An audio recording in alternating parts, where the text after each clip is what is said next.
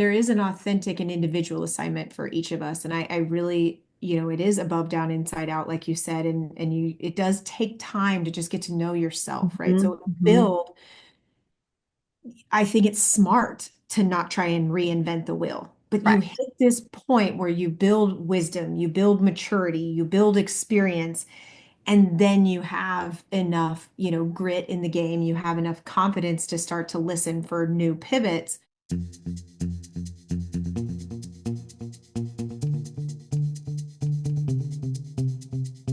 Hello, and welcome to Build Your Remarkable Practice podcast. This podcast is dedicated to chiropractors who are in the seasons of launching and building their practice.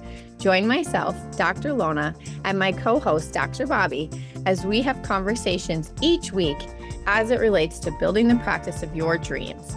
And remember, you can have a remarkable practice as part of a remarkable life, not instead of one. We're here to lead you on the way. Welcome back to Build Your Remarkable Practice podcast. And I am here today with my beautiful friend, the one, the only Dr. Devin Vrana. She is one of our new coaches in TRP, and you saw her on the stage at one of the last immersions where she definitely lit up the entire audience with her energy. Devin, you are a force on all accounts for chiropractic, for motherhood, for freedom in medical choices, like so many things. And I know we're going to talk today a bit about learning how to discern the pace of your life and the pace of growth in your business, and just knowing that we're in for the long run in our life and what we want to create. So I'd love to just like throw it to you, like what's on your heart for chiropractors in general, for chiropractic, and as we're each entrusted to keep walking our businesses forward and chiropractic forward, like how do we wear that without letting it wear us down? Mm, so much here, right? I love these podcasts too because we get to see the evolution of this conversation. And one of the biggest gifts that TRP has gifted me over and over again in different ways is an invitation to experience chiropractic very differently. So I, started in chiropractic. I'd never been adjusted before. So I didn't get my first adjustment until almost a month or maybe two into school, which is kind of crazy saying out loud now, right? So I never saw a chiropractor in a formal office. Never. I never experienced care that way. And so I've been this blank slate in chiropractic. And what I love about that is I didn't have any preconceived notions of what it was or what it wasn't. I didn't have any like chiropractic dogma. I did have obviously that my experience in a medical world, but coming into practice, I was unanchored. And I don't think I realized that. I saw that as my gift for the longest time, but it's a bit of an Achilles heel too, right? If you don't have a point of reference, there can be too much chaos, too much freeform. So I looked for people who were doing really well in practice, doing really well in life. And because I didn't have an anchor, I made their anchor my anchor. And so I ended up in a really amazing coaching group and alongside really successful people who were good-hearted and serving the masses. It was all volume, it was all drive. Keep it lean, mean, go as fast as you can, see as many people as you can, save the masses, love them, go, go, go, go. And it was amazing. And I thrived, as you can imagine, in that environment because I'm fire, I'm go. You invite me to go faster. I want to double down even faster. Mhm. I love that until Mhm. a few things happened, especially as a woman. I gave birth to my second set of twins, and I had built a solo practice fast, fast, fast, fast, volume, volume, volume. And here it was, it's 37 weeks. There's practice, but I'm solo. And so there's no one to replace me or help me. And my coaches at the time said, why don't you just take 2 weeks off and come back half days? And I was like, I'm about to give birth to two. I don't know if I could do that, Mhm. but maybe, right? Okay, I'll cover myself for a few weeks. Then I had a vaginal birth and a C-section birth. So I had to push to 6 weeks. So some male doctor friends, colleagues came in and supported me. Thank you to each of you who supported me through that. But I came back at 6 weeks from a vaginal birth and a C-section birth. And if I could reach through this and grab a few of you young lady doctors who are in this season that you will never, never, never, never, never get back. You get to do birth, Mhm. you get to do pregnancy and postpartum once. You don't get to redo that. Mhm. I would go back and I would say, Devin, this is not the time to sprint. This is a marathon. Mhm. Mhm. And I know someone out there feels that. Well, Mhm. another instance, so I came back. My body is still honestly beat up. They're 8. I'm still healing internally, emotionally, and physically from going back to high volume practice too soon after having babies. Yep. You pay a price energetically, physically, emotionally, bonding with babies. Mhm. That's one. And then I'm going to pause and let you in, I swear, but I'm a little bit passionate about this. Mhm. Um, the second one was our son, and he fell from 10 feet. And I'll just never forget the sound. And there's a crash, and my husband and I look at each other and we're like, not it. And Joey went around the corner, and the way he yelled my name, like I knew it was bad. And I came around the corner, and he knocks us on the ground, and he had blood coming out of his nose. Long story short, 6-inch skull fracture, brain contusion, and miracle. Power that made the body heals the body. There was no need for intervention. But that happened on a Thursday. Sunday night, we're settling into home, and he's like, Mom, you're not going to work tomorrow, are you? And I've got this baby with black and blue all over his face. Of course not. I mean, I don't know. I couldn't imagine going back to Mhm. work, Mhm. but there were 185 people on the books Mhm. that Monday. So that means I had to tell 185 people, subluxated people, that they could not receive an adjustment that day because Mhm. I had somewhere else I needed to be. And I knew I get goosebumps, full body goosebumps that day. My practice had to change. And I Mhm. didn't know how, and I didn't have a matrix or a blueprint because the systems I were following were all built on one doc, 2 staff, lean, fast, go, go, go, go. And I knew my entire world had to change because Mhm. it wasn't sustainable with 5 kids and the life, the mother that I wanted to be. Now I was going in 2 different directions from inside the same body. Yep. So if anybody feels that, this TRP conversation is for you. So Mhm. that would be my premise of some Mhm. points where the forks became, no, you can't stay that version of yourself. Your practice cannot stay that way anymore. Right. We got to make some changes. Yep. Yep. Yeah, I mean, those are powerful stories, Devin. And I think there's an element of the season and build when we are usually in a one doc model. Some people stay there for an entire career, and some people are there, short term as far as like they open a practice and pretty rapidly they're bringing in another doc. And there's not necessarily a right way, but it really is that conversation of like, what do you truly want? And if no one has shown you Mhm. sometimes that it could be done a different way. In fact, there is successful practices that are multi-clinician and they're better for it, and there's more resiliency and there's more durability and all of that. Then it is a different way to practice. And like you, I was in a coaching group early on that was built high volume, and there was a lot of really beautiful things that came out of my season there of learning how to have everything be high speed. And and I also remember where all of a sudden I felt like I was wearing clothes that no longer fit because my vision for my practice and what I knew I wanted, even in the languaging of how I was going to talk about chiropractic, had deviated quite a bit from where my mentors was. And so, you know, there was an element that I had to rectify in my own brain for a while where I was like, I've built a practice, but I don't love my practice anymore because it's not mine. It's someone else's language. It's someone else's vision of how they talk about subluxation. And it wasn't that it was wrong. It was I needed to do then the work of now I've worn my mentor's clothes for a while, and now I need to take that and make sure that it is an above, down, inside out process for me where I am, as the visionary in the practice, like the way that I want the practice to come to life is now equally as important as some of the things I learned to get me to this point. Yeah. And part of that was bringing in more doctors. And I can remember some conversations I had with well-meaning mentors that were like, you know, you're never going to be more profitable than when you're, in this season by yourself. And I think that was just a limitation. And that's something that maybe if you're listening is to remember that I don't believe that mentors ever are trying to limit you. However, sometimes a well-meaning person can place a ceiling for you that isn't actually your own. And that might be in how your lifestyle could be, or how much volume you could see, or how challenging it is to find the right staff. Like where if we've accepted other people's truth, and sometimes we're literally living that truth, but it's not even our truth, it was borrowed.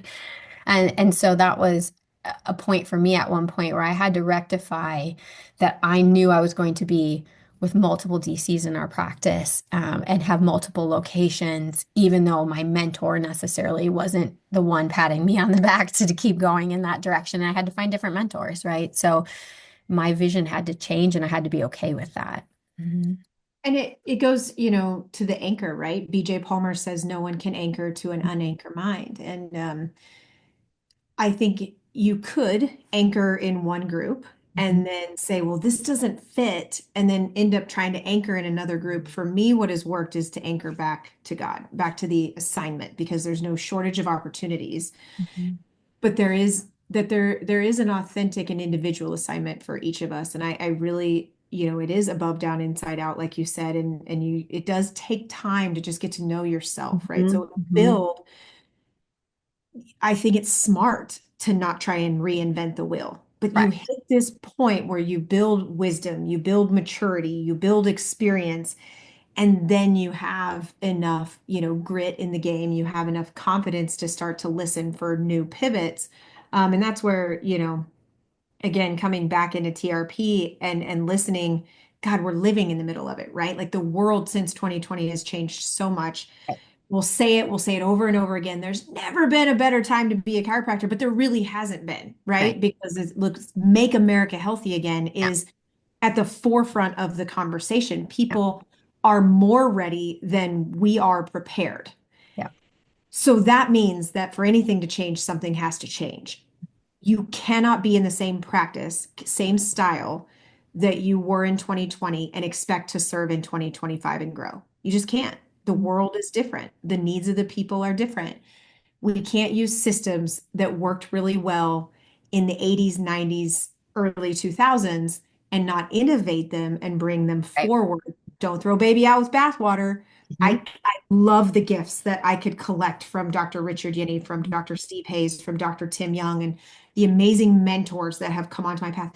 BJ and Reggie and Sid and all like they're all here on my tribal council. Mm. But I look to TRP and I go, like, why this mastermind setup for me Mhm. has proven itself invaluable over the last year is because it allows me to be authentically me. It Mhm. doesn't tell me what success looks like, but it tells me where it lives, right? I Mhm. love when Dr. Franson says that, where it's like, you need the vision, you need the organization chart, you need these staple things for a Mhm. successful business that could be durable and scalable with or without you. Yeah. And that's the foundation of what I knew I needed. And now that I've, been in it over a year Mhm. and seen it working, I see this practice that maybe from the outside wouldn't look that different, but it will outlive me. It has the capacity to shine on Mhm. whether I'm in it or even on this planet or not. That Yeah. my kids and grandkids and great grandkids could drive by and go, "That's the lighthouse. My grandma helped start that." Like Mhm. that. That's an expanded legacy. That's bigger. That's the big idea, right? Like I just think it's time that we play a little different game. Yeah, I agree with you. And, you know, to your point, right? Like we are in an interesting time right now. And I was just having a conversation with one of my doctors today about like there is so many opportunities available for chiropractic, especially courageous chiropractors who realize like, ooh, there is some territory to take right now. And I don't mean that in like we need to go to war. It just means there is a lot of opportunity. And it is going to need us to double down on the principle of chiropractic, double down on being able to deliver the goods. So let's make sure that those things are in order, right? And then have street smart, great business skills that are principles not just in chiropractic, in all successful businesses, like learning how to attract the right talent and to like have a vision for how they are going to keep expanding within the organization so that we don't create ceilings for our own businesses, right? And I think that's usually been the case because we're not necessarily wired as entrepreneurs, most of us. We're truly like heart-centered, want to serve, hands-on people, connect, empathy, all of that. And we find ourselves in business many times. Right. But I don't think it has to be either or. We can see that, like the time of life we're in right now, where there's a lot of opportunity to keep going to the people, to keep bringing people into your practice, to keep expanding, maybe open more practices, whatever it is for you, it's going to require you to like gain those skills. I have a brother who's very business minded, and he ended up going and having like a mini MBA. And I think like I need to do that. Like as I'm learning and seeing all these opportunities for chiropractic, it's like, wow, like to really just keep learning how businesses can be expanding, which is why I'm so grateful for TRP because they really started to open my mind to just classically like what makes businesses have traction and keep expanding. And then how do you actually tactically take those concepts and put them into a chiropractic practice so that we're really not only running good systems for what the patient experiences, but running our businesses in a systemized way so that we can literally quarter after quarter start to predict what needs to happen and train our team appropriately to keep encouraging growth and seeing that actualized, which has meant all the difference for both of us in our practices. Yeah. Um, so, Devin, I guess when you look at the landscape right now, if you were like a doc listening to this who's maybe in that season of build, let's say, where they're like really, they've been hungry, they're producing, their practice is growing, but they are really painted into a place where, like, if I had to leave the practice for 6 weeks right now, that would be a big problem. Like, what would be your next message to them, I guess, to like help them see the value of learning to realize you're in a marathon and the investments you make right now could mean that that marathon looks totally different down the road, right? Yeah, the quote and concept of, do you want to go fast or do you want to go far? I would ask you a lot of questions more than I would tell you what to do because your path won't look like mine. But there are quite a few of us who are very much here to help pour into you the way we maybe wish that we could go back and talk Mm. to our former self. And so I would ask you questions about where you're trying to go because then we tend to kind of react Mhm. to our pain points in practice hyper reactively, and we turn one problem into two. And then That's a the good point. next Mhm. thing you know, we feel further than we actually are from our dream practice when it's right in front of us, but we have to pause, we have to assess, and we really have to have a compelling vision of what it looks like 3 or 5 years from now. So especially to build because there's so much in the here and now that does require you do got to run the race, you do got to show up, you do got to serve, and you got to do these things, but take regular time to pray, to visualize, to do your 49 breaths with Sid Williams and see where chiropractic really wants to take you. Keep your chiropractic heart open, and then listen when it calls, and give yourself permission. Please give yourself permission, or take it from us today. Yeah. uh we'll let you borrow it from us until you can truly give it to yourself to be who you're designed to be, and not Mm. who you think you have to be or should Mm. be, or what obligations, because I think there can feel like there's a lot of external pressure, Mhm. um, whether that's from family, from team, from patients, from mentors. Like it's everywhere. We've always grown up with these roles and titles, Yeah. but that's all make believe. And it's Mhm. all stories, and there's a lot of assumptions in there. So go back to just like the heart of why you're our chiropractor. Why were you called to this thing in the first place? And What does your dream practice and your dream life look like? And get there at least once a day and just keep pulling yourself and enjoy the ride along the way. And when you do meet a chiropractor, last thing, when you do meet somebody who's living the way you want to live and serving the way you want to serve, ask them to lunch, ask Mm, them to coffee, sit close to them, as close as you can, and listen more than you talk. mm, Um, and just God will keep putting these people in your path at the right time to help you walk forward because you were never asked to do this alone. so good, Devin. That's so good. Thank you for being one of those people to me. Ditto, Yeah. ditto, Mm. ditto. Yeah. All right. Well, you can find Devin on social. Likely you've seen her on there because you can't miss her. But what's your handle? Dr. Devin Vrana, Yeah. and Devin Vrana over on Facebook.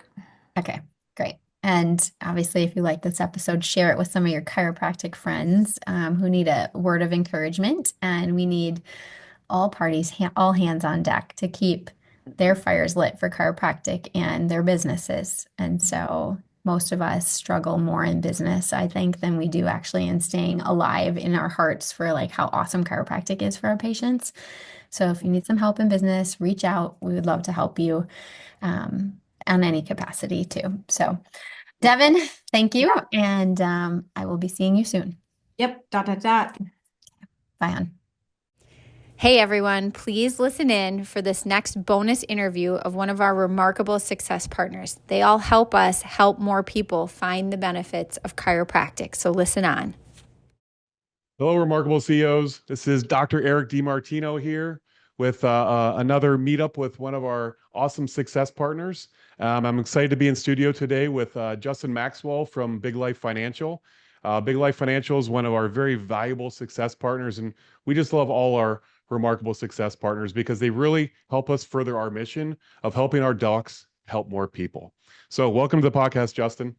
Yeah, thank you, Dr. Eric. I'm really excited to be here. I appreciate the opportunity. Awesome, man. So, yeah, take a minute or so to introduce yourself and then help our audience know a little bit about your story. Yeah, so I'm Justin Maxwell. I'm a partner at Big Life Financial. I've been in the Big Life Financial world since 2019. And the goal for me, honestly, the reason I arrived at Big Life Financial is because I hit a ceiling of fulfillment. I was a school teacher prior to working and being a part of Big Life Financial's team. And I just felt like there was more that I could bring to the world and more that I could do. And teaching wasn't helping me fulfill that anymore. And I'm all about helping people create generational impact and giving them the permission to do that. And in order to do that, you have to have money to do that. You can do it at base levels and you can do it and be fulfilled, but to really leave generational impact, you have to have money. I like what Dr. Franson says when he says no money, no mission. It's the same thing. No money, no impact, at least at a base level. The impact that you could leave is left far beneath it. And Big Life Financial has given me that permission, and we give our clients that same permission. And so that's why I do what we do, is to give people the permission to push bigger, leave bigger impact, and think bigger and live their biggest life. In all reality, that's why we're called Big Life Financial. Love that. I didn't know that backstory to that, but that makes sense. Yeah, and some docs, they almost don't want to talk about the money. It's like it's about helping people, and that's Yeah. great. Like I don't, your primary focus should not be making money. Your primary focus should be helping people. But as a result of that, when you help a lot of people, you should automatically make a lot of money, right? We Yeah. should be rewarded for the amazing things and the value that we bring to our communities. And I think it's important as a great steward of our our businesses and our money that we take good care of our money, that we don't waste it, right? And we think about having that generational impact that we can have to our loved ones and even to our community through during community different types of charity organizations and things that we can do, right? So that's really the stage in my life is I'm trying to now amass as much wealth as I can so I can give it back. And I can give Yeah. it back to where I think it's going to have the most impact in our communities. And I love that you guys help our doctors do that.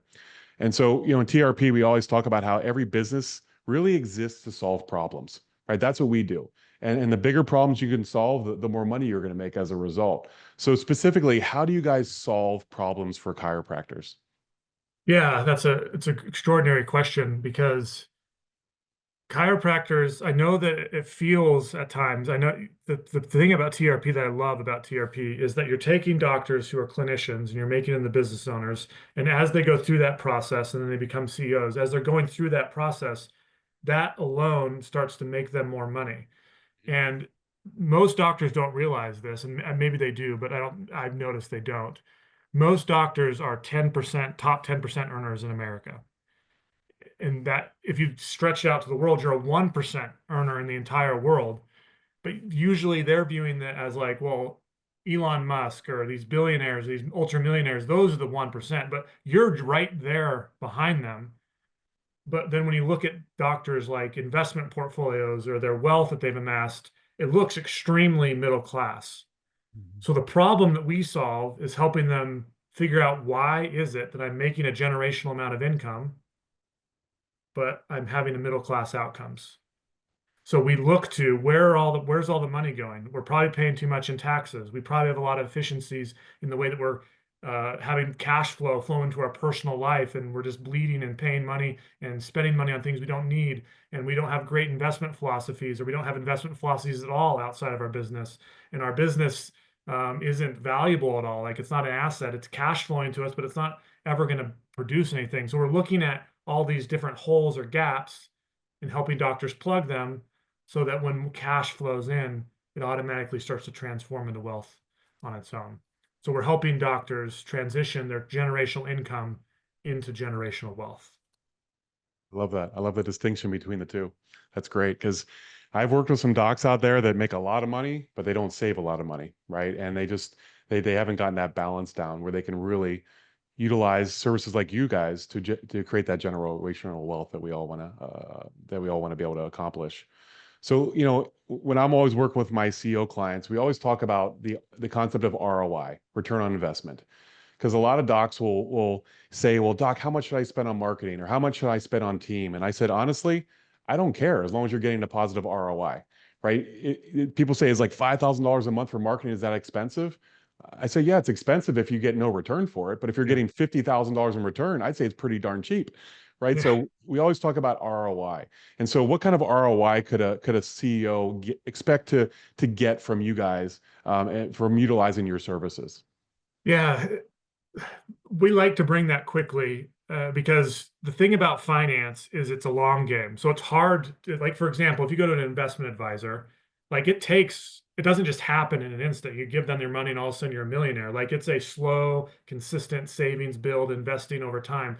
So it's hard for people to feel like they're getting an ROI. The ROI is there, it's just 30 years in the future. So what we have focused on with doctors is how can we find dollars immediately with you? Is what we've found is that most doctors unnecessarily pay taxes on an annual basis. And we can find those dollars and we can sometimes recoup them. Sometimes we can go back and the IRS will send you a check, which is extraordinary. But usually the ROI is that we can help you save taxes in the year. For example, we're in 2025 right now.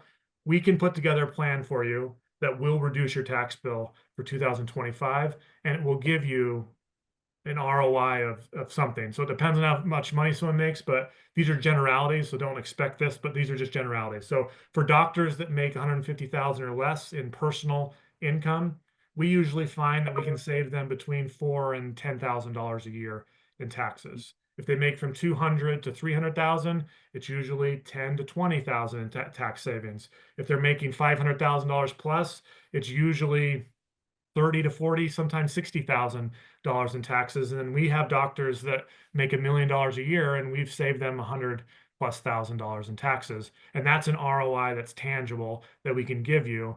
But the reason we know we can give it to you is because we're not just obsessed with helping you save taxes. We're obsessed with helping you save taxes to build wealth. So we're actually going to help you transition those tax dollars into assets, whether that's back into the business or into assets outside of the business. And that's tangible, and that's dollars that you can actually feel and touch within the year of working with us, where you can actually get an ROI that's tangible for you. That's great. And what's nice about that is, it sounds like what you're saying was about a 10% return is almost seems like based off their income, what they would get on savings. And, that's typically what if you invest in the stock market, just like an index fund, you can usually expect around 10% on average. But I have to actually put the money in to get that 10%. Right here it is. I already earned the money. I don't have to put any money in. You just are going to find tax savings that I don't have to pay Uncle Sam, and that's immediate return without me having to invest any money that I've done before. So that's a huge win. Yeah. There's a stat out there that says the dollar that's saved is about 7 times more valuable than the next dollar you have to earn because you've already earned it. So you just have to learn how to keep more of it because you don't have to work as hard. You already have it. You just have to learn to not let it disappear from you. Super powerful. And that's great that you can bring that value. I don't think anybody loves paying taxes, but there's nothing worse than paying more taxes than you need to, right? So I'm glad you guys provide that strategy and for helping our docs save a lot of money. They can put back in their business, and obviously there's nothing better than reinvesting back in your business to keep growing your impact. So that's great. So as you look ahead and assess the needs for our profession in the future, how are you guys helping docs be prepared to succeed more in the future? Any Yeah. specific things that you guys do with docs to help them? Yeah. So the thing that this is really important, I think, because you use systems to make your business functional. TRP is giving doctors systems to make their business more valuable, to make it so that they're seeing more people, helping more people. You do the same thing on the personal side of things. So we are going to help people implement financial operating systems into their personal life so that when cash flow flows in, the system is already in place. It will flow to spending, it will flow to savings, it'll flow to emergency, it'll flow to like very safe things, it'll flow to investments, it will flow back to the business. But the financial operating system is what we help people implement so that the future is brighter, so that the permission is given. I like the term to kind of play back on your last question with ROI. I like the term ROE, return on emotion. How much emotion is returned to you because you have stability now that you know that money is flowing on its own and you have some safety, you have some growth. It gives you the permission to think differently, to think a little bit bigger, to think, well, if this is working now, what if I bought a new space or got to a second location or started saving more money into the system? Like it just makes you start thinking differently when you have the emotional side covered. And a lot of doctors, just by the very nature of the way that they're functioning, don't have a lot of emotional protection and they have to live in scarcity a little bit. So it's always like to the next dollar, to the next thing. They're not thinking visionary, they're thinking in the moment. And visionary thinking is what really allows people to have the impact. Absolutely. Yeah, I love that. See, that's part of the ROI, or you call it ROE, is peace of mind, right? I hope every doc out there listening has a peace of mind account, right? It's that money that, 3 to 6 months of operating expenses that God forbid your office burns down or God forbid you get in a horrible car accident, you can't work. It's like having that peace of mind account that you're not a month away from going bankrupt, right? Yeah. And so many docs kind of live on the edge, and that's, like you said, that's their ROE, their return on emotion, of that peace of mind, so that not stressed about every week. Do we have enough new patients? Are we have our patient visits? Because I don't have much money in the bank. Like that's no way to live. So I love that, we talk about systems. It's huge for us in TRP, but we always talk about around the patient journey and around our office. But you have systems for the financial side, right? It's not like just leave the money in the account. No, you're going to put money in your vacation fund or your savings fund or your retirement or all those different funds. And if it's automated, then they never even see the money, right? So they never had to make that conscious decision. So that's systematizing their financial life. And I love that. So many docs need that. So I appreciate you guys provide that for them. Yeah, and it's the thing that I think people need to click is you can do it, you do it in the business, but you also do it on the personal. Because usually some people are really good on the personal, but then their business, like you said, they're always close to never making payroll. You need to do it on both. Like you need to be viewing your business and personal financial as almost one thing. They're just two halves of the same ball. Yep. And love that you can help give them that clarity and those systems around that. That's great. So what's the next step for our listeners to connect with you guys and learn more about how you can help them? Yeah, so I think the easiest way is we offer, I just barely created it's a very simple workbook. It's just 20 questions to ask your accountant. And they're questions that you can take to your accountant and ask them. And the way they answer them is going to help you determine whether there's someone that's saving you money or costing you money. And so I can give you that book. And then in conjunction of that book, if you want to sign up for a free complimentary tax review, we'd be happy to do that with you. And then you can determine is my accountant already someone that I should have on my team, or is it time for me to level up to someone that's actually going to push me and give me the permission to leave a generational impact? And we're not the only great accounting firm in the country. There's other accountants that are great and they're really good at what they do, but a lot of doctors don't know if their person's good. They know that they're nice, they know that they've never been audited, and they usually file their taxes on time, or they wouldn't be with them, but they don't know if they're actually helping them reduce their tax bill. And this book will unveil that for them so they can start to determine, am I at the level of income that I need to start leveling up my team versus, or stay the same, or are they on pace with me? So I'll include that book and that link, and you can sign up, and then you'll have access to us and be able to determine whether we can help you or not, or whether you're in a good spot. Perfect. And we'll include that link in the show notes. Do you have, is there a website that they can go to, or? Yeah, our website's biglifefinancial.com. It will probably, by the time this airs, there's a new one being constructed right now, so it will be a lot more robust than it's ever been before. So that should have a lot more information there for people to go to, but that will be a great resource as well. Perfect. And I want to double click on one thing you said. I hope our listeners got this, is that your accountant, their job is not to save you money on taxes. Their job is to keep you out of jail, to keep you out of IRS prison. So there's a lot of accountants out there that are very conservative, and they're not looking for ways to save you taxes. They're just making sure that your thing's itemized and that you're filing a tax return on time and that the tax return is legal. That's it. They don't look for ways to strategize to help you reduce taxes legally. And I know that's something you guys specialize in.